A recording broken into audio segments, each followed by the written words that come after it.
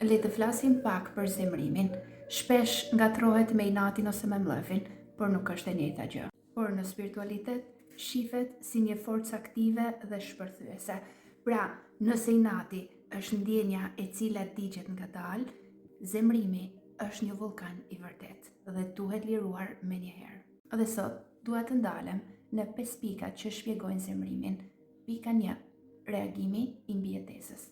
Zemrimi është i lidhur me trurin ton primitiv dhe spiritualisht tregon atë pjesë të trurit ton e cila na mbron nga egoja kur ndjehemi të kërcënuar, të pafuqishëm ose të sulmuar. Pra, është një thirrje jone brendshme e cila në të shumtat e rasteve shtrembrohet nga vetvetja jonë sepse nuk e perceptojmë dot nëse është një zemrim i brendshëm apo është një emocion i mbartur me vite dhe me kohë. 2. Shkarkimi i energjisë, pra adrenalina. Ndryshe nga mllëfi i cili është i heshtur, zemrimi është një vulkan i cili nga momenti në moment pritet që të shpërthejë dhe shpesh njerëzit nuk e kontrollojnë dot. Ai godet fort sistemin nervor dhe krijon një teprisë energjie që në mënyrë të menjëhershëm trupi kërkon që ta nxjerrë përjashtë.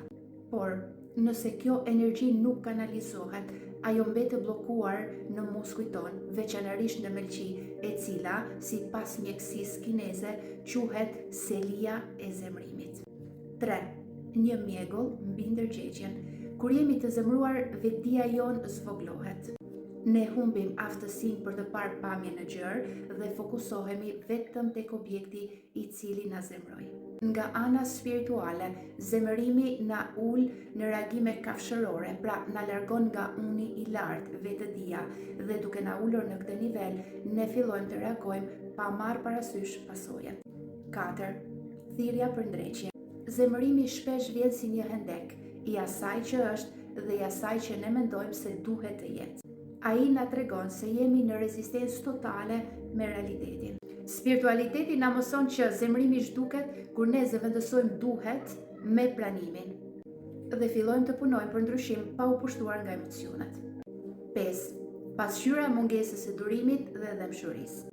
Në rrugën shpirtërore, zemrimi shihet si një test për durimin. Ai na tregon pikat tona të dobta dhe sa të ndjeshëm jemi ndaj veprimeve të tjerëve. Dhe sa më shumë që rritemi shpirtërisht, ne fillojmë të kuptojmë që veprimet e tjerëve janë reflektim i dhimbjeve të tyre, nuk kanë të bëjnë me neve. Dhe në këtë pikë, zemrimi jon fillon të shndërrohet në keqardhje ose dëmshuri për të tjerët. Dallimi kyç, inati është mbajtja, mllëfi është ndjenja dhe zemrimi është shpërthimi intensiv i të dyja.